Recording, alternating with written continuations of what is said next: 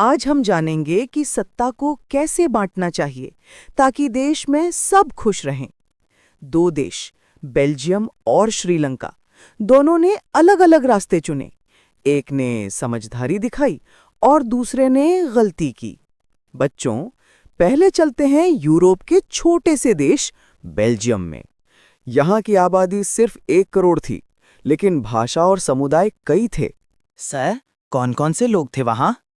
यहाँ 2 मुख्य समुदाय थे। एक फ्लेमिश, जो डच भाषा बोलते थे। दूसरा वॉलून, जो फ्रेंच भाषा बोलते थे। थोड़े लोग जर्मन भाषा भी बोलते थे। मतलब सबकी भाषा अलग थी तो झगड़ा हुआ होगा? हाँ, शुरुआत में ऐसा ही हुआ था। फ्रेंच बोलने वाले अमीर थे और डच बोलने वालों को लगता था कि उनके साथ भेदभाव हो रहा है।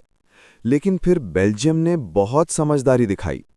उन्होंने कहा कि अगर हमें देश को जोड़कर रखना है, मैंने सबको सत्ता में भागीदारी दी। केंद्र सरकार में डच और फ्रेंच दोनों के बराबर मंत्री रखे, राज्यों को बहुत अधिकार दिए और एक खास ब्रसेल्स क्षेत्र बनाया जहां दोनों भाषाओं को समान दर्जा मिला। तो सबको बराबर अधिकार देना होगा। वाह, तो सब खुश हो गए। हाँ, यही तो पावर शेयरिंग का जादू है। सबको साथ लेकर चलो तो देश मजबूत बनता है। अब चलते हैं दक्षिण एशिया के खूबसूरत देश श्रीलंका में। यहाँ 2 मुख्य समुदाय थे।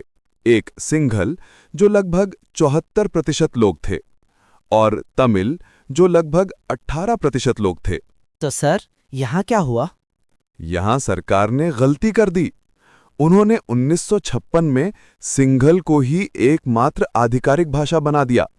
तमिलों को नौकरियों और शिक्षा में पीछे कर दिया गया।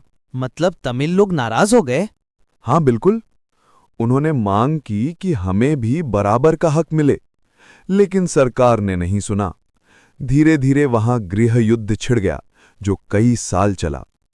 दोनों देशों की कहानी हमें सिखाती है कि अगर सत्ता साझा की जाए तो देश में शांति और एकता रहती है, लेकिन अगर एक समुदाय को अनदेखा किया जाए तो संघर्ष शुरू हो जाता है।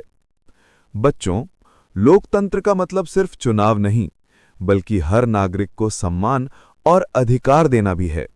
बेल्जियम ने यही किया और आज वह शांतिपूर्ण देश है। श्रीलंका ने गलती की और उसे सालों तक संघर्ष झेलना पड़ा। हम भी अपने देश में हर धर्म, भाषा और समुदाय का सम्मान करेंगे।